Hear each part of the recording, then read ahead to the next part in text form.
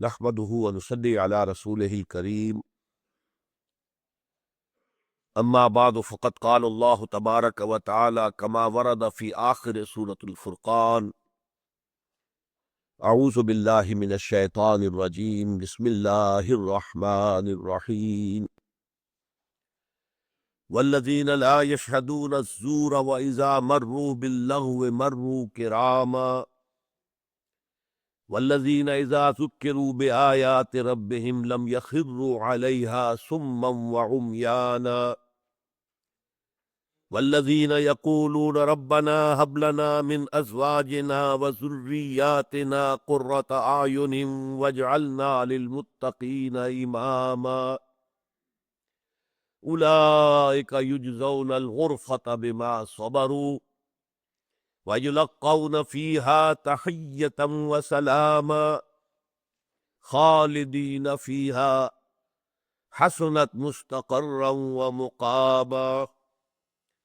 قل ما يعبأ بكم ربي لولا دعاؤكم فقد كذبتم فسوف يكون لزاما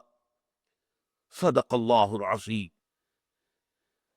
رب اشرح لي صدري ويسر لي أمري واحلل عقدة من لساني يفقهوا قولي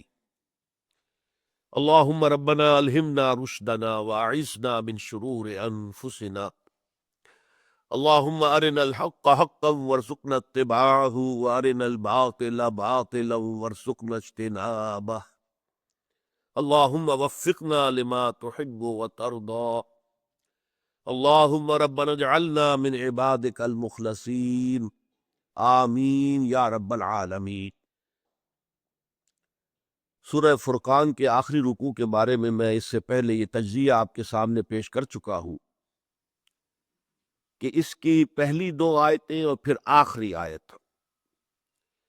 ان کا تعلق ہے حکمت ایمانی کے ساتھ۔ پہلی دو آیتوں میں اللہ کی معرفت اور اللہ کے شکر کے لیے اس کائنات میں ہر طرف جو نشانیاں پھیلی ہوئی ہیں ان کی طرف اشارہ کیا گیا ہے۔ جتنے بھی فزیکل فینومینا ہے، یہ ساری کریشن ہے، ان میں سے ہر ایک نشانی ہے، اور اس نشانی کے دو پہلو ہیں۔ ایک تو یہ کہ ان کے ذریعے سے اللہ کی معرفت حاصل کی جائے، اس کی قدرت کتنی ہے، اس کا علم کتنا وسیع ہے، اس کی حکمت کتنی مکمل ہے، وَعَلَىٰ هَذَا الْقِيَاسِ۔ اور دوسرے یہ کہ اس سے شکر کا جذبہ پیدا ہونا چاہیے، اور یہی شکر کا جذبہ ہے جو پھر عبادت کی شکل اختیار کرتا ہے۔ اس لیے کہ شکر جو ہے، اگر آپ کے ساتھ کسی انسان نے بھلائی کی ہے تو آپ سوچ سکتے ہیں کہ میں بھی کسی وقت اس کے ساتھ بھلائی کروں گا، اللہ مجھے توفیق دے، موقع عنایت کرے تاکہ میں اس کے شکر کا کچھ حل جزاء الاحسان الا الاحسان، بھلائی کا بدلہ کیا ہو سکتا ہے سوائے بھلائی کے۔ لیکن جب وہ شکر ہو کسی ماورائی ہستی کا، فرض کیجئے کہ سورج ہی ہے، اب سورج کا ہم کیا بدلہ چکا سکتے ہیں؟ اس سے جو کچھ ہمیں فیض حاصل ہو رہا ہے، یہ پوری مادی کائنات جو ہماری ہے، یہ پوری زمین، اس کا سارا نظام اس کے ساتھ وابستہ ہے، لیکن ہم کیا شکر ادا کر سکتے ہیں؟ تو یہ شکر جو ہے جذبہ پھر وہ عبادت کی شکل اختیار کرتا ہے، ہاتھ جوڑ کر کھڑے ہو گئے، اس کے لیے دنڈوت کی، اس کے لیے کوئی مندر بنا لیا، کوئی اس طرح کی کھم۔ تو پہلی دو آیتوں میں حکمت ایمانی جو ہم پڑھ چکے ہیں، جو ہمارے اسباق تھے ایمانیات سے متعلق، اس میں وہ باتیں تفصیل سے آئیں، یہاں دو میں ان کا خلاصہ ہے۔ آخری آیت جو آج پڑھیں گے انشاءاللہ، اس میں حکمت رسالت کا ذکر ہے۔ رسالت کس لیے؟ اس کا اصل سبب کیا ہے؟ کیوں بھیجی گئی؟ کیوں یہ اللہ نے سلسلہ جاری فرمایا؟ اچھا، اب ان دونوں انتہاؤں کے درمیان، پہلی دو آیتیں، آخری آیت، ان کے درمیان جو ہے پانچ آیتوں کے دونوں طرف یہ گروپ ہے جن میں کہ انسانی شخصیت، تعمیر شدہ شخصیت، عباد الرحمن، اللہ کے محبوب بندے، اللہ کے مخلص بندے، جنہیں اللہ اپنا لیتا ہے، اپنا بنا لیتا ہے، ان کے کیا خاص اوصاف ہیں وہ بیان ہوئے۔ پھر ان دونوں کے درمیان ہم نے دیکھا 4 آیتوں میں حکمت دین کے 2 پہلو آ رہے ہیں، بہت اہم۔ یہ ذرا فرق کیجئے گا، حکمت ایمان، حکمت دین۔ دین ہے وہ نظام، اس نظام کے اعتبار سے سب سے بڑے کبیرہ گناہ کیا ہے وہ معین کیے گئے. سب سے بڑا اکبر الکبائر، کبریٰ الکبائر، سب سے بڑا شرک. اس کے بعد قتل ناحق، انسانی جان لے لینا بغیر کسی سبب کے، بغیر کسی جواز کے. وہ جواز میں آپ کو بتا چکا ہوں، 4 ہے صرف. یا تو قتل کے بدلے قتل، اگر مقتول کے ورثاء جو ہے نہ دیت لینے پر راضی ہیں نہ معاف کرنے کے لیے تیار ہے قاتل کو، تو وہ قتل کیا جائے گا اپنے اس عمل کی وجہ سے کہ جو اس نے کیا کسی کو قتل کر کے. یا پھر زانی شادی شدہ ہے تو اسے قتل کیا جائے گا. اس کے قتل کی خاص شکل کیا ہے؟ رجم، پتھر مار مار کر. یا پھر مرتد جو ہوگا، اسلامی ریاست میں کوئی مسلمان اپنا دین اسلام چھوڑ کر کوئی اور مذہب اختیار کر لے تو قتل کیا جائے گا. نمبر 4 کافر قتل کیا جائے گا بشرطے کہ وہ حربی ہو، جس کے ساتھ جنگ کا سلسلہ ڈکلیئرڈ. یہ نہیں ہے کہ جہاں جس کافر کو چاہا مار دیا، یہ اس طرح کا معاملہ نہیں ہے، بلکہ یہ کہ جس کے ساتھ وہ اور ڈکلیئرڈ ہے. ان میں بھی بوڑھوں کو، بچوں کو، عورتوں کو قتل کرنے کی اجازت نہیں ہے، بلکہ یہ کہ جو بھی جنگ کی صلاحیت رکھنے والے لوگ ہیں انہیں قتل کیا جائے. اس کے علاوہ قتل کا کوئی شکل جو ہے شریعت اسلامی میں جائز نہیں. اور یہ بھی بہت بڑے گناہوں میں سے ہے، اس لیے کہ اس سے تمدن کی جڑ کٹ جائے. تیسرا فرمایا ولا یزنون، زنا نہیں کرتے. اس سے در حقیقت انسانی معاشرہ جو ہے وہ متعفن ہو جاتا ہے، سنڈاس بن جاتا ہے. اس معاشرے کے اندر سے خیر ختم ہو جاتا ہے اگر یہ زنا عام ہو جائے. تو یہ 3 ہیں جو سب سے بڑے گناہ ہیں، اور ان کا تعلق در حقیقت جو ایک معاشرہ اسلام پیدا کرنا چاہتا ہے، گویا کہ اس کے حوالے سے یہ بنیادی ہدایات ملی کہ اس معاشرے میں سے ان 3 چیزوں کو تو بڑی ہی محنت کے ساتھ، اہتمام کے ساتھ ایریڈیکیٹ کیا جائے. لیکن اس کے بعد پھر حکمت دین کا ایک اور بہت اہم موتی ہم پڑھ چکے، اور وہ ہے توبہ. چاہے یہ گناہ بھی سرزد ہو گئے ہو انسان سے، اس کے باوجود توبہ کا دروازہ کھلا ہے. اگر انسان حقیقتاً نادم ہو جائے کہ میں غلط کام کیا، میں نے، اس پر ندامت ہو، اسے حقیقی ندامت ہو، پشیمانی ہو. اور نمبر 2 یہ کہ وہ عزم کر لے دوبارہ کبھی یہ کام میں نہیں کروں گا، عزم مصمم. اور نمبر 3 یہ کہ جو کام تھا اسے بالفعل بھی چھوڑ دے. یہ نہیں کہ تسبیح رٹتا رہے توبہ کی اور کام جاری رکھے، یہ نہیں. تو یہ 3 شرطیں ہیں حقوق اللہ کے بارے میں، اور حقوق العباد کے بارے میں 4تھی شرط اور ہے، اور وہ یہ ہے کہ جس کا حق مارا ہے، جس پر زیادتی کی ہے، یا تو اس سے معافی حاصل کی جائے، یا یہ ہے کہ اسے کمپنسیٹ کیا جائے، اس کا مال مار لیا تھا واپس کیا جائے. یا فرض کیجئے وہ فوت ہو گیا ہے اور آپ تعین کے ساتھ جانتے بھی نہیں کہ آپ نے کتنا مال اس کا ہضم کیا تھا، تو اس کی طرف سے صدقہ اور خیرات کیجئے. وہ گویا کہ اللہ تعالیٰ کے ہاں اس دعا کے ساتھ، اے اللہ اسے بدل بنا دے، میں یہ صدقہ خیرات کر رہا ہوں، اس کا ثواب اس کو پہنچا. تو اس سے گویا کہ کمپنسیشن کی شکل جو ہے ہو کر. اور میں نے عرض کیا تھا پچھلی مرتبہ کہ اس توبہ کے معاملے میں جو ٹھوکر کھائی ہے عیسائیوں نے، کہ حضرت آدم سے حضرت حوا سے علیہم السلام جو خطا ہوئی، غلطی ہوئی، بہت بڑی غلطی تھی. اللہ کا صریح حکم تھا کہ اس درخت کے قریب نہ پھٹکنا، لیکن یہ کہ انہوں نے اس درخت کا پھل کھا لیا. شیطان کا یہ وسوسہ اندازی، اس نے جو دھوکہ دیا، جس طریقے سے انہیں پھسلایا، وہ کھا بیٹھے. بہت بڑا جرم تھا، کوئی شک نہیں. حرام شے کا ارتکاب کیا، اللہ نے حرام کر دیا تھا. لیکن اس کے لیے بھی فرمایا فَتَلَقَّى آدَمُ مِن رَبِّهِ كَلِمَاتٍ فَتَابَ عَلَيْهِ. آدم نے خود اللہ ہی سے کچھ کلمات سیکھ لیے توبہ کے لیے. یعنی دل میں پشیمانی تو پیدا ہو گئی تھی اور توبہ کرنا چاہتے تھے، لیکن ابھی انہیں معلوم نہیں تھا کہ کن الفاظ میں اللہ کے جناب میں ہم توبہ کریں. وہ الفاظ جو کہ اصل مسئلہ جو ہے وہ تو دل کے اندر ندامت کا پیدا ہو جانا ہے. یہ ہے توبہ کی اصل جڑ، اصل بنیاد. یہی وجہ ہے اس موضوع پر علامہ اقبال نے اپنی نوجوانی کے دور میں ایک شعر کہا تھا، جس سے سن کر بڑے بڑے جو اساتذہ تھے، شعراء، وہ پھڑپ اٹھے تھے کہ یہ عمر اور یہ شعر، تو معلوم ہوتا ہے کہ تم دنیا میں چمکو گے بہت. وہ شعر کیا تھا؟ موتی سمجھ کے شان کریمی نے چن لیے، قطرے جو تھے میرے عرق انفعال کے. انفعال کہتے شرمندگی. شرمندگی کی وجہ سے میرے پیشانی پر چھوٹے چھوٹے پسینے کے قطرے آ گئے. ہوتا ہے پشیمانی جب ہوتی ہے انسان کو، تو یہ جو پیشانی ہے اس کے اوپر نمی ظاہر ہوتی ہے، اور وہ چھوٹے چھوٹے قطرے تو موتی سمجھ کے شان کریمی نے چن لی ہے۔ تو میں پچھلی مرتبہ آپ کو حدیث سے سنا چکا ہوں کہ بندے کی توبہ سے اللہ کو کتنی خوشی ہوتی،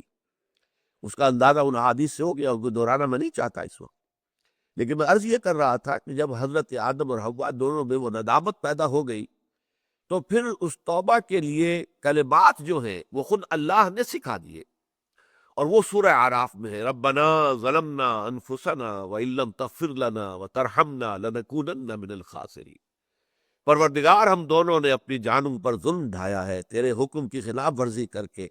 ہم نے اپنے اوپر زیادتی کی ہے، اور اگر تو نے ہمیں معاف نہ کیا، ہم پر رحم نہ فرمایا، تو ہم تو گھاٹے والوں میں سے ہو جائیں گے، خسارہ پانے والوں میں سے، تباہ ہونے والوں میں سے ہو جائیں گے۔ فتلقى آدم من ربه کلمات فتاب علیہ، ان کلمات کے ذریعے سے جو اللہ ہی نے تلقین فرمائے، انہوں نے توبہ کی، اور اللہ نے ان کی توبہ کو قبول کر لیا۔ تو اب کوئی جو ہے ایسا نہیں ہے کہ بچہ جو ہے نسل آدم کا، وہ اپنے جد امجد آدم اور حوا اور اپنی اماں حوا جو ہے ان کے گناہ کا بوجھ لے کر دنیا میں آتا ہو، نہیں نہیں، جو بچہ آتا ہے وہ تو کلین سلیٹ لے کر آتا ہے، صاف اس کی تختی ہے، بلکہ قرآن حدیث میں تو آتا ہے کل مولود یولد علی الفطرہ، ہر بچہ نسل انسانی کا جو پیدا ہوتا ہے وہ فطرت لے کر آتا ہے، خالص فطرت، فطرت اللہ التی فطر الناس علیہا، چاہے نوٹ کر لیجئے، چاہے وہ ولد الزنا ہو، چاہے وہ زنا کے نتیجے میں بچہ پیدا ہو رہا ہے، وہ زنا گناہ ہے تو ماں باپ کا ہے، یہ جو بھی جس نے زنا کیا ہے اس کا جرم ہے، اس بچے کا کوئی جرم نہیں، وہ کوئی گناہ گار نہیں ہے، اس کو آپ نفرت سے نہیں دیکھیں گے، وہ جو ہے کوئی اپنے جو بھی زنا کرنے والے تھے، ماں باپ ہی کا کہوں گا میں، اس کو کیا کہوں، اگرچہ وہ شادی کے بندھن میں بندھے ہوئے نہیں تھے، لیکن یہ کہ وہ بچہ بالکل اس گناہ سے پاک ہے۔ اس اعتبار سے یہ تصور ہمارے یہاں جو ہے وہ کافی مختلف ہے لوگوں کے، لیکن ہر بچہ پیدا ہوتا ہے کلین سلیٹ لے کر، فطرت اللہ التی فطر الناس علیہا، یعنی وہ فطرت انسانی جسے اللہ اپنی طرف منسوخ کر رہا ہے، یہ اللہ کی فطرت ہے۔ اس حوالے سے وہ جو اوریجنل سن ہر بچہ اب یہ ساری جو ہے یہ کرسچین جو بھی فلسفی ہے، مذہب کا ان کا معاملہ ہے، کیونکہ ہر انسان پیدائشی گناہ گار ہے، اس لیے کہ ابا آدم اور اماں حوا نے جو گناہ کیا تھا وہ اس کے اندر آ رہا ہے، لہذا اب کیا کرے، کیسے اس کو پاک کرے، تو اللہ نے اپنا اکلوتا بیٹا معاذ اللہ ثم معاذ اللہ بھیجا، اور قربانی کا بکرا ان سب کی طرف سے بنا کر اسے سولی پر چڑھوا کر، اور وہ اس کو کفارہ بنا دیا ہے کہ وہ انسان کے گناہوں کا کفارہ ہو جائے۔ تو یہ ہے بنائے فاسد علی الفاسد۔ قرآن کہتا ہے کہ وہ تو معاف کر دیا تھا ہم نے، اس کے بعد اس کا کوئی اثر جو ہے نسل انسانی میں نہیں چلتا۔ تو یہ توبہ کا فلسفہ جو ہے بہت اہم ہے، اور بہت ہمارے دین کے جو بنیادی حکمتیں ہیں اس میں سے بڑی اہمیت کا حامل۔ اب اس کے بعد پھر یہ آیتیں آ رہی ہیں جس میں وہی اللہ کی محبوب شخصیت بندہ مومن، اس کی شخصیت کی دل آویزی، میں نے یہ شعر آپ کو سنایا تھا پچھلی مرتبہ کہ کہتے ہیں فرشتے کہ دل آویز ہے مومن، مومن کی شخصیت، مومن کی سیرت، مومن کا کردار فرشتوں کو بڑا محبوب ہے، انہیں معلوم ہوتا ہے کہ یہ اپنے نفس امارہ کے ہوتے ہوئے اس نے جو یہ رتبہ حاصل کیا روحانی اعتبار سے، اخلاقی اعتبار سے، شخصیت کی بلندی کے اعتبار سے، تو کہتے ہیں فرشتے کہ دل آویز ہے مومن، حوروں کو شکایت ہے کم آمیز ہے مومن، مومن جو ہے وہ زیادہ بات نہیں کرتا، حوروں کو یہ شکایت ہے، یہ ذرا ایک لطیف طرز کے انداز میں ہے بات۔ اب وہ جو اوصاف آ رہے ہیں مزید اس میں نوٹ کیجئے۔ پہلا وصف کیا تھا؟ زمین پر چلتے ہیں آہستگی کے ساتھ، اکڑ کر نہیں، فروتنی، تواضع، عجز، یہ ان کے چال ڈھال سے بھی ظاہر ہوتا۔ نمبر دو، وہ خواہ کسی سے الجھتے نہیں ہیں، بات پہنچاتے ہیں، تبلیغ کی کوشش کرتے ہیں، لیکن اگر محسوس ہو جائے کہ جو مخاطب ہے وہ ضد پر اڑ گیا ہے، وہ بات ماننے کو تیار ہی نہیں، سننے کو تیار نہیں، غور کرنے کو تیار نہیں، تو بحثم بحثی کے اندر وہ نہیں پڑتے، پھر قالو سلاما، خوش اسلوبی کے ساتھ ان سے علیحدہ ہو جاتے۔ اچھا بھائی، اس وقت آپ کے سمجھ میں میری بات نہیں آ رہی، میری سمجھ میں آپ کی بات نہیں آ رہی ہے، چلیے پھر کسی موقع پر گفتگو کریں گے۔ تو شائستگی کے ساتھ قالو سلاما، یہ بھی نہیں کہ آپ لٹ مار کر علیحدہ ہو کہ دوبارہ پھر گفتگو کرنے کا موقع ہی نہ رہے، بلکہ شرافت کے ساتھ، شائستگی کے ساتھ علیحدہ ہو جائے۔ نمبر تین، والذین یبیتون لربہم سجدا وقیاما،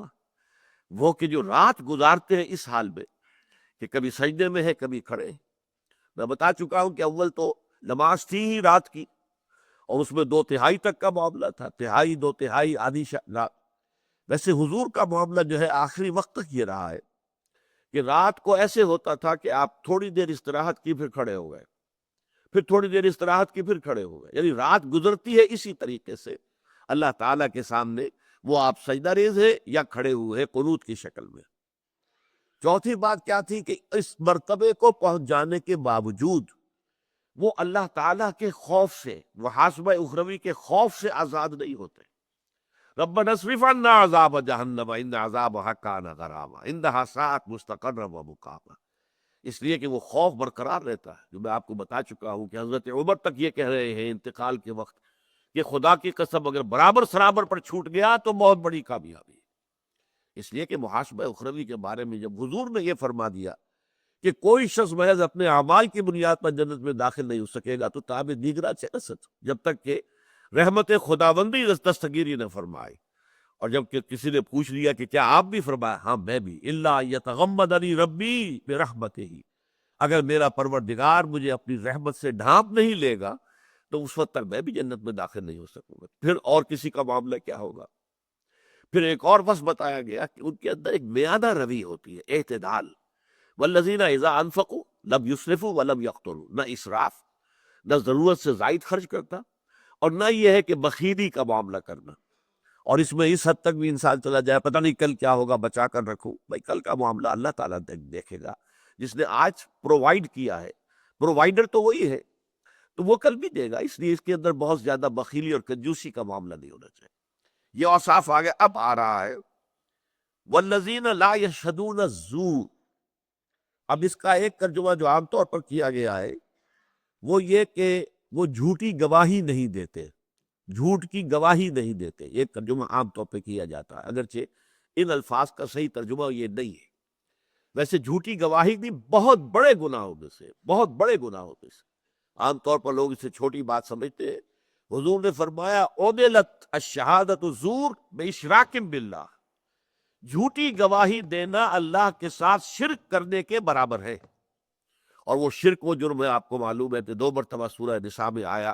ان اللہ لا یغفر ان یشرک بہ، اللہ اسے ہرگز معاف نہیں کرے گا کہ اس کے ساتھ شرک کیا جائے، ویغفر ما دون ذلک لمن یشاء، ہاں اس سے کم تر گناہ جس کو چاہے گا بخش دے گا۔ کھلا لائسنس نہیں ہے کہ لازماً بخش دے گا، نہیں، امید ہو سکتی۔ لیکن اصل مفہوم یہاں کیا ہے؟ وہ جھوٹ پر اپنی موجودگی بھی گوارا نہیں کرتے، شاہد یشہد موجودگی، اس لیے کہ یہاں بالزور نہیں ہے کہ وہ گواہی نہیں دیتے جھوٹ کی، بلکہ لا یشہدون الزورا، جھوٹ پر اپنی موجودگی گوارا نہیں کرتے، یعنی جھوٹ کے کسی کام میں شامل نہیں ہوتے، غلط کام کے موقع پر اپنا وہاں موجود ہونا بھی انہیں گوارا نہیں۔ ان کے اندر حق کی اتنی حمیت ہے، اتنی غیرت حق ہے کہ جہاں کوئی ایسا معاملہ ہو رہا وہاں اپنا وجود، اپنا وہاں پہ اپنی موجودگی جو ہے وہ بھی ان کو گوارا نہیں۔ والذین لا یشہدون الزور، یہ بالکل ایسے ہی ہے جیسے کہ ہم نے جو بنیادی اوصاف تھے تعبیر سیرت کے لیے، اس میں جب آیا تھا کہ والذین هم للزکوٰۃ فاعلون، اب ایک زکوٰۃ کے لیے لفظ آتا ہے قرآن میں ایتاء الزکوٰۃ، وہ تو ہے اصل میں وہ نظام جو زکوٰۃ کا بنا ہے بعد میں، وہ تو مدینے میں آ کر بنا ہے نا، تو مدینے میں آ کر یہ نصاب ہے، جس کے پاس 7 تولے سونا ہے، جس کے پاس 52 تولے چاندی ہے، وہ صاحب نصاب ہو گیا، اب اس میں سے وہ زکوٰۃ دے گا۔ جو صاحب نصاب نہیں ہے وہ زکوٰۃ وصول کر سکتا ہے، لیکن یہ کہ شروع میں جب کہ ابھی کوئی نصاب تھا ہی نہیں، ابھی زکوٰۃ کی فرضیت آئی نہیں تھی، تو فعل الزکوٰۃ کیا ہے؟ مسلسل تزکیہ کرتے رہنا۔ آدمی کے پاس ایک روٹی ہے تو یہ ظاہر بات ہے کہ اس کے اوپر زکوٰۃ تو عائد نہیں ہوتی نا، لیکن وہ اس ایک روٹی میں سے بھی آدھی روٹی کسی دوسرے کو دے دیتا ہے، تو یہ بہت اونچا کام ہے، بہت بڑا کام ہے، بہت اعلیٰ کام ہے۔ تو یہ تزکیے کے لیے، اپنے نفس کے تزکیے کے لیے، اپنے نفس کو رضائی سے بچانے کے لیے مسلسل خرچ کرنا، مسلسل خرچ کرنا، یہ ہے فعل زکوٰۃ۔ والذین هم للزکوٰۃ فاعلون، ایتاء زکوٰۃ اور ہے اور فعل زکوٰۃ اور ہے۔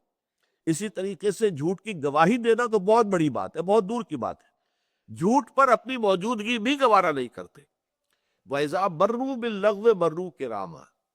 اور جب ان کا گزر ہو جاتا ہے کسی لغو کام پر تو باعزت طور پر گزر جاتے ہیں، اس میں ملوث نہیں ہوتے۔ اب یہاں بھی تقابل کیجئے، اس لیے کہ سورہ مومنون میں آیا تھا والذین هم عن اللغو معرضون، وہ لوگ کہ جو لغو سے اعراض کرتے، بالارادہ لغو کی طرف کبھی متوجہ نہیں ہوتے، نہیں جاتے. یہاں اس سے اگلی بات کہی جا رہی ہے، اگر اتفاقاً گزر ہو جائے لغو چیز کے اوپر، آپ میں راستے میں جا رہے تھے، وہاں دیکھا کہ ایک مداری جو ہے ڈگڈگی بجا کر لوگوں کو جمع کر رہا ہے، آپ بھی کھڑے ہو گئے، آپ نے وقت ضائع کیا وہاں اپنا. یہ مرو باللغو ہے، لغو کام کے پاس سے گزرنا ہے،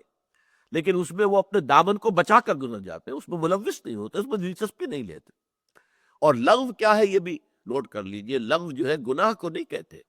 معصیت کو نہیں کہتے. لغو وہ شے ہے جو گناہ تو نہیں ہے، معصیت نہیں ہے، لیکن اس سے کوئی آپ کی دنیاوی ضرورت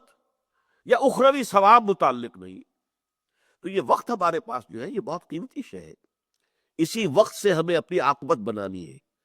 اسی کے ذریعے سے جنت حاصل کرنی ہے، اسی میں کچھ کریں گے. یہ وقت جو ہے الوقت سیف قاطع،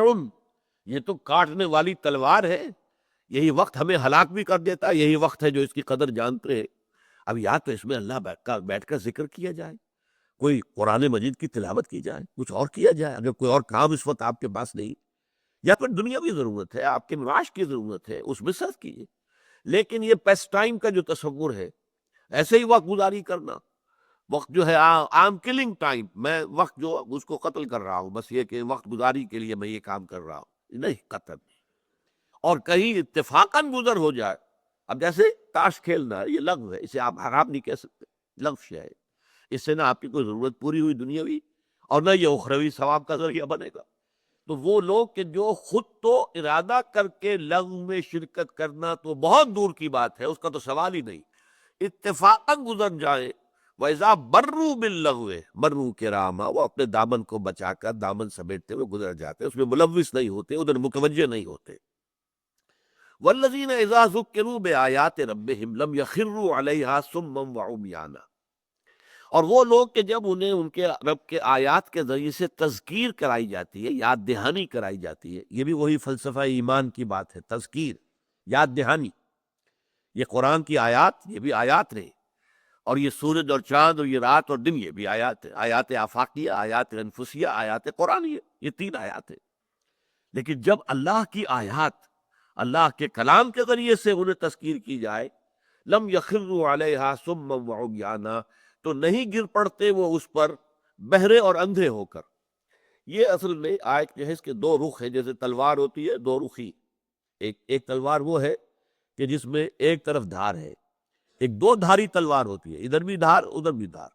اس آیت کے 2 مفہوم ہیں. ایک تو یہ کہ یہ ان کافروں پر تعریض کر رہی ہے جو قرآن مجید جب حضور سناتے تھے تو غور نہیں کرتے تھے، اس کو سمجھنے کی کوشش نہیں کرتے تھے، بلکہ اندھے بہرے ہو کر اس کی مخالفت پر ڈٹ جاتے تھے، کہ فکری چست کرتے تھے، کیا ہے جی ہم بھی کہہ سکتے ہیں یہ بات، ہم چاہیں تو ایسا کلام ہم بھی پیش کر سکتے ہیں. یہ انہوں نے کسی سے ڈکٹیشن لے لی ہے اور آ گئے ہم پر دھونس جمانے کے لیے کہ یہ اللہ کا کلام ہے جو مجھ پر نازل ہوا ہے. یہ اندھے بہرے ہو کر گر پڑنا مخالفت میں. لیکن دوسری تلوار کا اس کا جو دھار، دوسری دھار ہے، وہ کیا ہے؟ اللہ تعالیٰ چاہتا ہے کہ اہل ایمان بھی آیات قرآنیہ پر تدبر کریں. افلا یتدبرون القرآن، یہ نہیں ہے کہ قرآن مجید کو سرسری سی کتاب سمجھ کر پڑھ لیا جائے، وہ بھی مفید ہے بشرطے کہ سمجھ کر پڑھ رہے. بے سمجھے پڑھنے میں بھی ثواب تو ہو جائے گا کہ آپ نے وقت لگایا ہے، آپ نے اس کے اندر جو ہے اپنی اسی وقت میں آپ کچھ اور کام بھی کر سکتے تھے دنیا بھی، لیکن آپ نے بیٹھ کر تلاوت کیے تو آپ کا جو وقت لگا ہے اس کی اللہ تعالیٰ قیمت آپ کو دے گا، ثواب ملے گا. لیکن وہ اصل مقصد نہیں ہے قرآن کا، اصل مقصد تو پورا ہوگا آپ اسے سمجھیں. اور سمجھنے کے بھی لیول ہیں، جو میرا جو کتابچہ ہے مسلمانوں پر قرآن مجید کے حقوق، اس میں میں نے کہ اس کو سمجھنا جیسے کہ سمجھنے کا حق ہے، اس کے 2 مراتب قائم کیے، ایک تذکر بالقرآن، ایک تدبر قرآن. قرآن کے ذریعے سے یاد دہانی حاصل کر لینا، حقائق ایمانی جو ہماری روح کے اندر پیوست ہے ان کے اوپر ذہول کا پردہ پڑ گیا ہے، بھول کا، نسیان کا پردہ پڑ گیا ہے، اس پر توجہ نہیں ہے، ہم دنیا کے اندر گم ہو کر رہ گئے. تو یہ آیات جو ہے، آیات آفاقی، آیات انفسی، آیات قرآنی خاص طور پر، یہ در حقیقت اس ذہول کے پردوں کو ہٹا کر اور ہمارے اندر سے وہ ایمان کی شمع کو برآمد کرتے ہیں. لیکن جب انہیں یہ دی جاتی ہے تو وہ تدبر کرتے ہیں، غور و فکر کرتے ہیں. یہ تدبر قرآن جو ہے، وَتَدَبَّرُوا فِيهِ لَعَلَّكُمْ تُفْلِحُونَ، ایک حدیث بڑی پیاری ہے، یا اہل القرآن، اے قرآن والو لا تتوسد القرآن، قرآن کو صرف اپنا تکیہ نہ بنا لینا۔ اب تکیے کے اندر دو مفہوم آ گئے، تکیہ جو ہے پیٹھ کے پیچھے ہوتا ہے، آدمی بیٹھتا ہے تکیہ لگا ہوا ہے، یا تکیہ وہ ہے کہ جس پر جو ہے انسان کوئی اپنے ذہن کے اندر ذہنی طور پر کچھ رکھتا ہے کہ اس سے ہمیں کچھ حاصل ہو جائے گا، میں قرآن والا ہوں، ہم حامل قرآن ہیں۔ ان دونوں چیزوں کا فائدہ نہیں۔ لا تتوسد القرآن، قرآن کو تکیے کی طرح پیچھے نہ پھینک دینا اور صرف اسے ایک زوم کی بنیاد نہ بنا لینا، بلکہ کیا کرنا، وَاتْلُوهُ حَقَّ تِلَاوَتِهِ فِي آنَاءِ اللَّيْلِ وَالنَّهَارِ، دیکھنا اس کی تلاوت کرو جیسا کہ اس کی تلاوت کا حق ہے، دن کے اوقات میں بھی رات کے اوقات میں۔ پھر یہ کہ وَتَغَنَّوْهُ، اسے پڑھو خوش آوازی کے ساتھ، خوش دھانی کے ساتھ، اچھے انداز میں پڑھو۔ اگر اللہ نے اچھی آواز دی ہے، اس آواز کو زین القرآن بِأَصْوَاتِكُمْ، اس قرآن کو مزین کرو اپنی آوازوں کے ذریعے سے۔ نمبر 3 یہ وَتَدَبَّرُوا فِيهِ لَعَلَّكُمْ تُفْلِحُونَ، اس کو اور وفشو ہو، اسے پھیلاؤ، عام کرو دنیا کے اندر، چہار دانگے عالم تک اس کا پیغام، اس کا نور پہنچا دو۔ وَتَدَبَّرُوا فِيهِ، اس پر تدبر کرو، غور و فکر کرو اس کی گہرائیوں میں۔ جو اقبال کہتا ہے کہ قرآن میں ہو غوطہ زن اے مرد مسلمان، ظاہر بات ہے سمندر میں غوطہ لگانے والے جو نیچے سے موتی نکال کر لاتے ہیں، سمندر کے اندر تو موتی ہے، لیکن ظاہر بات ہے محروم رہا دولت دریا سے وہ غواص، کرتا نہیں جو صحبت ساحل سے کنارہ، کنارے پر بیٹھے ہوئے تو موتی نہیں ملیں گے تمہیں تو اس میں غوطہ لگانا پڑے گا، گہرائی میں جا کر جو ہے وہاں پر وہ سیپیاں آپ کو ملیں گی جن کے اندر کے موتی ہے، تو وہ موتی حاصل کرنے کے لیے محنت کرو، قرآن میں غوطہ زنی کرو۔ والذین اذا ذکروا بآیات ربہم لم یخروا علیہا صما وعمیانا والذین یقولون ربنا هب لنا من ازواجنا وذریاتنا قرۃ اعین واجعلنا للمتقین اماما، اور وہ لوگ جو کہتے ہیں رب ہمارے ہمیں ہماری بیویوں اور اولاد سے آنکھوں کی ٹھنڈک عطا فرما، یعنی یہ کہ بندہ مومن جو ہے وہ یہی چاہے گا میری بیوی بھی مومنہ ہو، متقیہ ہو، اس کے اندر بھی عبادت کا ذوق ہو، اللہ تعالیٰ کے ساتھ اس کا تعلق ہو، میری اولاد جو ہے وہ بھی اسی راستے پر چلے، وہ بھی مومن مسلم اور متقی بن کر اٹھے، تو یہ ان کی خواہش ہے۔ اور یہ بات بڑی اہم ہے، انسان کی اندرونی شخصیت جو ہے اس کا اصل پرتو جو ہے اگر آپ کو دیکھنا ہو تو اس کی اولاد کو دیکھیے کہ اس نے اولاد کو کیا بنانے کی کوشش کی۔ اس لیے کہ ایک آدمی اپنی جگہ پر لبادہ اس نے اوڑھا ہوا ہے بہت تقویٰ کا اور بہت دینداری کا اور بہت روحانیت کا، اور بڑی وہ سنتوں کا، چھوٹی چھوٹی سنتوں کی بھی پیروی کر رہا ہے اہتمام کے ساتھ، لیکن اولاد کو دیکھتے ہیں تو ان کو بالکل بگ ٹوٹ چھوڑا ہوا ہے، وہ صرف دنیا کے تحصیل کے لیے، وہ تعلیم ہے تو ساری اس لیے ہے کہ دنیا میں کوئی انہیں مقام حاصل ہو جائے، معاش کا کوئی عمدہ ذریعہ مل جائے، سٹیٹس بن جائے، اس کے لیے کوئی ان کے اندر کوشش نہیں ہے کہ یہ لوگ اللہ کے مومن متقی مخلص بندے جو ہیں مسلم و مومن بن کر اٹھے نہیں۔ تو معلوم ہوا کہ ان کا ویلیو سٹرکچر کیا ہے، اصل اقدار جو ہے دل کے اندر اور ذہن کے اندر وہ کیا ہے، وہ در حقیقت وہ اقدار، وہ اپنا جو بھی انہوں نے ڈھونگ رچایا ہوا ہے وہ ہے، حقیقت در حقیقت وہ نہیں ہے ان کے اندر، اس لیے کہ اگر وہ ہوتی تو وہ سب سے زیادہ نمایاں نظر آنی چاہیے تھی ان کی اولاد میں۔ ہاں اولاد میں کوئی ایک جو ہے، اور فرض کیجئے کسی کو 5-6 بیٹے دیے ہیں اللہ نے، ان میں سے کوئی ایک جو ہے وہ بگڑ گیا، ٹھیک ہے، ہو سکتا ہے، اس میں کوئی عجیب بات نہیں۔ آپ کو معلوم ہے کہ حضرت نوح علیہ السلام کے 4 بیٹے تھے، 3 بیٹے ان پر ایمان لائے، ان کے ساتھ تھے، حضرت سام، حضرت حام، حضرت یافس۔ چوتھا بیٹا جو تھا کنعان، وہ کافر رہا، مشرک رہا، وہ غرق ہوا، ان کی نگاہوں کے سامنے غرق ہوا۔ یہ ہو سکتا ہے، لیکن 3 بیٹے تو تھے نا، اور ان کے ساتھ تھے، اللہ نے ان کو اپنے باپ کے نقش قدم پر چلنے کی توفیق دی تھی۔ پھر دنیا میں ایسی عظیم ہستیاں بھی گزری ہیں، میں تو حیران ہوتا ہوں، اللہ تعالیٰ کا فضل و کرم کسی پر ہوتا ہے تو کتنا ہوتا ہے، بے حد و حساب۔ آپ کو معلوم ہے کہ امام ربانی حضرت مجدد الفسانی رحمۃ اللہ علیہ کے 4 بیٹے تھے، چاروں اسی راستے پر جو باپ کا راستہ تھا، اس کے اوپر ہر ایک چمکا ہے، وہ ہدایت کا ایک مینارہ بنا ہے، کوئی بھی جو ہے ان میں سے کسی دوسری طرف کسی غلط راستے پر پڑھنے والا نہیں تھا۔ اسی طرح مجدد 12ویں صدی کے، یہ 11ویں صدی کے مجدد تھے، مجدد الف ثانی، دوسرا 1000 سال شروع ہوا تو پہلے اس دوسرے 1000 سال میں پہلے آئی 11ویں صدی، تو 11ویں صدی کے مجدد ہیں حضرت احمد سرہندی رحمۃ اللہ علیہ، 12ویں صدی کے مجدد حضرت شاہ ولی اللہ دہلوی رحمۃ اللہ علیہ، ان کو بھی اللہ نے 4 بیٹے دیے، اور ان میں سے 3 جو ہے وہ تو ایسے چمکے ہیں. شاہ عبد العزیز تفسیر عزیزی لکھی انہوں نے، اور بہت بڑا مدرسہ ان کا تھا شاہ عبد العزیز کا، جس سے کہ وہ دین کی تعلیمات پھیلا رہے تھے. شاہ عبد القادر نے قرآن مجید کا بامحاورہ ترجمہ کیا. آج تک موسٹ اوتھینٹک ترجمہ وہی ہے. 100 سال کے بعد حضرت شیخ الہند نے اس ترجمے کو، صرف یہ کہ 100 سال میں اردو زبان کا محاورہ بدل گیا تھا، تو اس بدلے ہوئے محاورے کے اعتبار سے کوئی تبدیلیاں کی ہے، وہ نہ صاف لکھا ہے انہوں نے کہ یہ ترجمہ وہی ہے جو شاہ عبد القادر نے کیا تھا. تیسرے بیٹے شاہ رفیع الدین، انہوں نے لفظی ترجمہ کیا. چوتھے بیٹے نوجوانی میں فوت ہو گئے تھے، لیکن وہ چونکہ زیادہ چمک نہیں سکے علم کی دنیا میں، روحانیت کے میدان میں، دین کے میدان میں، اس کی کسر اللہ نے پوری کر دی. کسر کا جبر کر دیا کیا کہ ان کے بیٹے تھے شاہ اسماعیل شہید رحمۃ اللہ علیہ، وہ ایک مجاہد کی شکل میں اور بہت بڑے عالم. تو یہ گھرانہ ہے. تو یہ ہے در حقیقت اندرونی شخصیت کا ظہور، کہ اگر کسی کے اندر آپ جھانکنا چاہیں تو اس کی اولاد کو دیکھیے. یہ ہے در حقیقت اس کا باطن. والذین یقولون ربنا هب لنا من ازواجنا وذریاتنا قرۃ اعین واجعلنا للمتقین اماما، اور ہمیں متقیوں کا امام بنا. اب اس کا بھی ایک عام ترجمہ یہ کر دیا جاتا ہے گویا کہ یہ امامت طلب کر رہے ہیں. امامت کی طلب نہیں ہے یہاں، یہ نیچرلی ہم جن کے امام ہیں، باپ کے پیچھے بیٹے آ رہے ہیں نا، تو بیٹوں کا امام ہے باپ. اور قیامت کے دن بھی یہ ہوگا جب ہم اٹھیں گے بش ماں سے بعد الموت میں، تو ہمارے آگے ہمارے دادا جا رہے ہوں گے، والد جا رہے ہوں گے، پھر میں جا رہا ہوگا، پھر میرے بیٹے آ رہے ہوں گے. یہ ہے ایک اسی معاملہ ہوگا.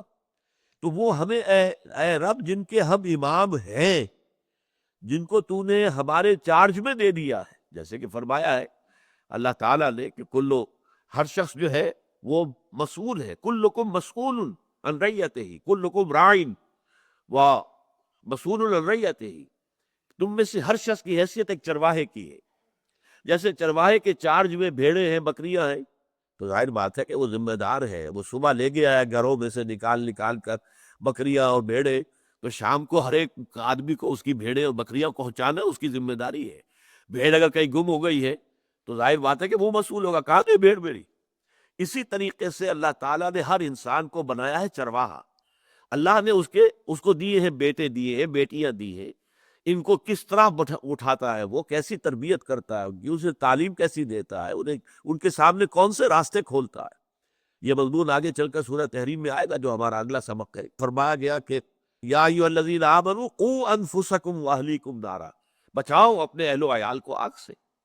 تو جب قیامت میں کھڑے ہوں ہم اور چل رہے ہو، تو ہمارے پیچھے بھی جو آ رہے ہو وہ متقی ہو، اللہ کے بندے ہو، اللہ کے دین کے خادم چلے آ رہے ہو.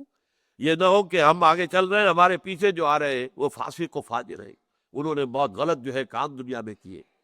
تو وجعلنا للمتقین اماما، ہمیں متقیوں کا امام بنا. یہاں آپ ترجمہ کرتے ہوئے ہمیں متقیوں کا امام بنا نہیں، امام کے اوپر ایمفسائز نہ کیجیے، ہمیں متقیوں کا امام بنا، یعنی جو ہماری امامت میں ہیں، ہمارے چارج میں ہیں، جن کے ہم فطری امام ہیں، انہیں متقی بنا دے. اولئک یجزون الغرفۃ بما صبروا، یہ وہ لوگ ہیں کہ جن کو بالا خانے عطا کیے جائیں گے ان کے صبر کے عوض.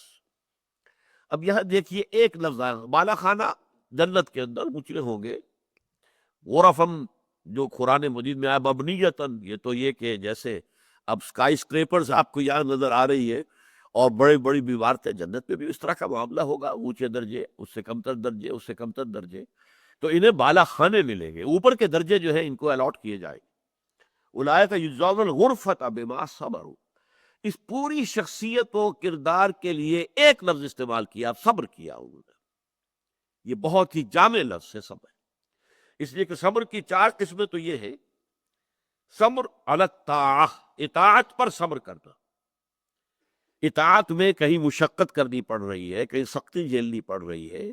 شدید سردی کا موسم ہے، پانی ٹھنڈا ہے، گرم پانی کا کوئی انتظام نہیں ہے، وضو تو کرنی ہے، جھیلو، وضو کرنا ہے، نماز پڑھنی ہے، نماز فرض ہے. اگر کوئی غسل کی ضرورت ہے، غسل کرنا پڑے گا. تو یہ سختی ہے، یہ جھیلنا ہے، اس کو صبر کرنا ہے طاعت پر، اطاعت پر. صبر عن المعصیہ، گناہ سے اپنے آپ کو روکنا، یہ بھی صبر ہے. ایک موقع آپ کو مل گیا ہے ایک غلط کام میں، جیسے کہ ایک حدیث میں آتا ہے کہ وہ 7 لوگ کہ جنہیں اللہ تعالیٰ خاص اپنے عرش کے سائے کے تلے جگہ دیں گے قیامت کے دن، ان میں سے ایک وہ بھی ہے کہ جس سے کوئی عورت جو ہے وہ صاحب حسب و نسب ہے، خوبصورت ہے، وہ دعوت دیتی ہے گناہ کی، اور وہ کہتا ہے انی اخاف اللہ، میں اللہ تعالیٰ کے خوف کرتا ہوں، میں تمہاری اس دعوت گناہ کو میں قبول نہیں کر سکتا، جیسے کہ حضرت یوسف علیہ السلام نے کیا۔ آپ کو معلوم ہے جو کہ زلیخا نے کیا تھا اور جس قدر اس نے اہتمام کیا تھا، اس کے باوجود اللہ تعالیٰ نے، اگرچہ بشری جو تقاضا ہے، بربنائے بشریت ان کے اندر بھی ایک جذبہ پیدا ہوا، وَلَقَدْ ہَمَّتْ بِهِ وَهَمَّ بِهَا لَوْلَا أَن رَأَىٰ بُرْهَانَ رَبِّهِ، لیکن اللہ تعالیٰ کی کوئی خاص برہان اس وقت اللہ نے انہیں دکھائی اور وہ بچ گئے۔ اسی طریقے سے اگر کسی کو ایک ایسی عورت دعوت گناہ دیتی ہے اور وہ رک جاتا ہے، انی اخاف اللہ، تو یہ ان 7 لوگوں میں سے ہوگا یا 7 قسم کے لوگوں میں سے ہوگا جسے اللہ تعالیٰ قیامت کے دن، جس دن کوئی سایہ نہیں ہوگا، یوم لا ظل الا ظلہ، اس کے سوا کوئی سایہ ہوگا ہی نہیں، اس اپنے سائے کے تلے ان پہ جگہ دیں گے۔ تو یہ ہے صبر عن المعصیہ۔ کوئی سرکاری ملازم ہے، اسے رشوت پیش کی جا رہی ہے، ہو سکتا ہے کہ اس وقت کیفیت بھی ایسی ہو کہ کوئی بہت اہم کام رکا ہوا، پیسہ نہیں ہے، تو اس وقت کتنی ٹیمپٹیشن ہوگی کہ آ رہا ہے لے لو پیسہ، لیکن نہیں، رک جانا، تھام لینا، صبر کے معنی اپنے آپ کو روک لینا، تھام دینا۔ پھر ایک صبر ہے تعالیٰ بلائن، مصیبت پر صبر، اللہ کی طرف سے امتحان کے طور پر آئی ہے، یا آپ کے کسی گناہ کا کفارہ کرنے کے لیے اللہ نے آپ پر کوئی مصیبت ڈال دی ہے، تو بلا جو ہے، ابتلا اور بلا، اللہ کی طرف سے امتحان اور آزمائش، تکلیف، مصیبت۔ والصابرین، جیسا کہ ہم نے آیت البر میں پڑھا تھا، والصابرین فی البأساء والضراء وحین البأس، فقر و فاقہ میں صبر کرنا، جھیلنا، برداشت کرنا، تکلیفیں اور اذیت جو ہے ان کو جھیلنا، برداشت کرنا، جنگ میں کھڑے ہو جانا جان ہتھیلی پر رکھ کر۔ پھر چوتھا ہے، اور یہ اب سب سے جامع ہو گیا، صبر عن الدنیا، آخرت کے حصول کے لیے دنیا سے صبر کرنا پڑے گا۔ آپ دیکھیں کہ آپ کے ساتھی بڑھتے جا رہے ہیں دنیا کے اندر، اور یہ بھی دیکھیں کہ آپ ان سے ذہانت میں کم نہیں، ان سے فطانت میں کم نہیں، لیکن آپ صبر کیے ہوئے، چونکہ آپ نے طے کر لیا ہے کہ مجھے اپنا وقت، اپنی صلاحیت، اپنی قوت اللہ کے دین کے لیے لگا دی، ظاہر بات ہے دنیا میں پیچھے رہ جائے گی۔ آپ دیکھیں بھی کہ لوگ بڑھ رہے ہیں، آگے سے آگے ترقی کر رہے ہیں، لیکن صبر عن الدنیا، دنیا سے صبر کریں گے تو آخرت جو ہے اس کے اقدار بڑھ، اللہ تعالیٰ پھر آخرت کے راستے جو ہے وہ کھولتا چلا جائے گا، اس کے لیے آپ کو ان اعمال کی توفیق دے گا کہ جن سے آخرت کی کامیابی جو ہے وہ حاصل کی جا سکتی ہے۔ تو اولئک یجزون الغرفۃ بما صبروا، یہ وہ لوگ ہوں گے کہ جنہیں جنت کے بالا خانے، اونچے درجے، وہ ان کو دیے جائیں گے، اور ان کے صبر کے سبب سے، جو انہوں نے صبر کیا دنیا کی زندگی میں۔ وَيُلَقَّوْنَ فِيهَا تَحِيَّةً وَسَلَامًا، اور جنت میں ان بالا خانوں میں ان کا استقبال ہوگا، انہیں ہاتھوں ہاتھ لیا جائے گا، ان کے لیے استقبال ہو رہا ہوگا، انہیں سلام کرتے ہوئے جنت کے فرشتے، سلام علیکم طبتم فادخلوها خالدین، سلامتی ہو آپ پر، آپ بڑے پاکیزہ لوگ ہیں، بہت اچھے لوگ ہیں، آپ آئیے، دروازے کھلے ہوئے۔ وسیق الذین اتقوا ربهم الى الجنة زمرا حتى اذا جاؤوها وفتحت ابوابها وقال له خزنتها سلام علیکم طبتم فادخلوها خالدین، اب آئیے اس میں داخل ہو جائیے ہمیشہ رہنے کے لیے۔ یلقون فیہا تحیۃ وسلاما، انہیں دعائیں دیں گے اور سلام جو ہے ان کو کریں گے، ان کا استقبال کریں گے، خالدین فیہا، اور وہ اس میں رہیں گے ہمیشہ ہمیشہ ہمیشہ ہمیشہ ہمیشہ ہمیشہ۔ حسنت مستقرا و مقاما، اس کی میں وضاحت شروع میں کر چکا ہوں پچھلے درس میں کہ یہ مقام ایسا ہے قرآن مجید کا کہ سائملٹینیس کنٹراسٹ کے لیے الفاظ لائے گئے ہیں کہ جہنم اتنی بری جگہ ہے کہ ایک لمحے کے لیے میں داخل ہو گئے تو اس کی پوری سختی جو ہے، کرختگی تو پر والے ہو جائے، اور ہمیشہ رہنا تو توبہ ہی توبہ، توبہ ہی توبہ، اللہ تعالیٰ بچائے۔ اور جنت اتنی اچھی جگہ ہے کہ تھوڑی دیر کے لیے بھی جاؤ گے تو بڑا خوشنما لگے گا، بڑا عمدہ منظر ہے، اور وہاں رہو گے مستقل، تب بھی اس کی دلچسپیوں میں، اس کی رعنائیوں میں کوئی کمی نہیں آئے گی۔ یہ لوگوں کے دل اب اچاٹ ہو گیا جی۔ اب آپ دنیا میں تصور کرتے ہیں تو کشمیر زمین پر جنت ہے، لیکن جو لوگ وہاں رہتے ہیں ان سے پوچھئے وہ جنت ہے یا کیا ہے، ان کو اپنے وہاں کے مصائب زیادہ نظر آتے ہیں، برف باریاں نظر آتی ہیں، جو صورت حال ہے، تکلیف ہوتی ہے پہاڑوں کے اندر پانی کے حصول میں، اس کا آپ اندازہ کیجیے۔ تو اس حوالے سے اچھی سے اچھی جگہ سوئٹزرلینڈ ہو، کشمیر ہو، وہاں مستقل آپ کو رہنا پڑے تو پھر اس میں کوئی حسن نہیں رہے گا، پھر آدمی کا دل اکتا جائے گا۔ لیکن جنت ایسی جگہ ہے، حسنت مستقر و مقام۔ جہنم کے بارے میں فرمایا سات مستقر و مقام، وہ بہت بری جگہ ہے، مستقل جائے قرار ہونے کے اعتبار سے بھی اور تھوڑے سے قیام کے لیے۔ اور یہ جنت جو ہے بہترین مقام ہے، مستقر کے اعتبار سے بھی، ہمیشہ رہنے کے لیے بھی، اور تھوڑے سے قیام کے لیے بھی۔ قُلْ مَا يَعْبَأُ بِكُمْ رَبِّي لَوْلَا دُعَاؤُكُمْ، کہہ دیجئے اے نبی، یہ میں نے عرض کیا تھا آخری آیت، یہ حکمت رسالت سے متعلق ہے۔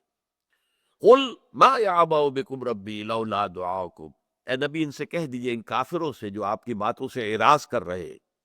اندھے بہرے ہو کر اعتراضات کرنے پر تل جاتے ہیں، استہزاء کرتے ہیں، تمسخر کرتے ہیں، ہوٹنگ کرتے ہیں، مذاق اڑاتے ہیں رب کا، ان سے کہہ دیجئے کہ میرے رب کو تمہاری کوئی پرواہ نہیں ہے۔ کیا پرواہ ہے میرے رب کو تمہاری؟ کوئی پرواہ نہیں۔ یہ جو میں اللہ کا رسول ہو کر اور تمہارے پیچھے پیچھے پھر رہا ہوں، اور تمہیں جو ہے تمہارے دروازوں پر جا کر دستک دے رہا ہوں، تمہیں گلیوں کے اندر پھر کر دعوت دے رہا ہوں، جس طرح میں نے اپنی جان کو ہلکان کیا ہوا ہے، سوچو، نہ میری غرض تم سے وابستہ ہے، نہ اللہ کا کوئی کام تم سے وابستہ ہے۔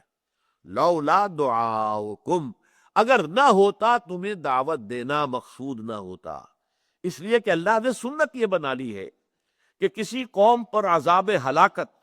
عذاب استحصال نازل نہیں کرتا جب تک کہ اللہ اپنا رسول بھیج کر اتمام حجت نہ کرتے۔ جیسے کہ سورہ بنی اسرائیل نے فرمایا وَمَا كُنَّا مُعَذِّبِينَ حَتَّى نَبْعَثَ رَسُولًا، جب تک کہ رسول کو ہم بھیج نہ دے،